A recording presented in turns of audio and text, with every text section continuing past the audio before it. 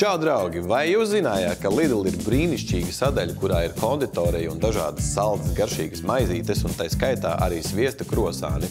Un šodien mēs šo sortimentu papildināsim paši ar savu pašgatavotu krosānu, maizes pudiņu, vai franču krosānu tostu.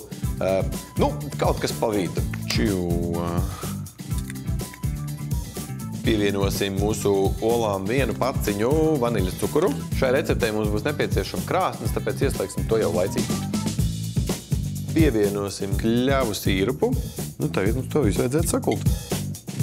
Tā, ņemsim un sagriezīsim krosānus. Šī recepte fantastiski darbojās otrās dienas krosāniem. Apvannosim olūdenī. Tā, un tagad nākamā foršā lieta. Visas šitās te tukšās vietiņas aizpildīsim ar krēmsieru un ievārījumu. Te mazliet vēl aizies arī kļavu sīrups.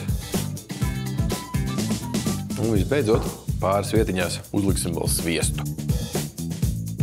Un šis te mums iet krāsnī.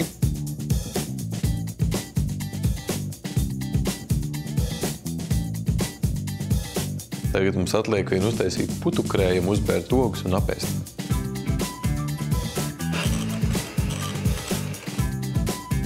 Puķu krējums.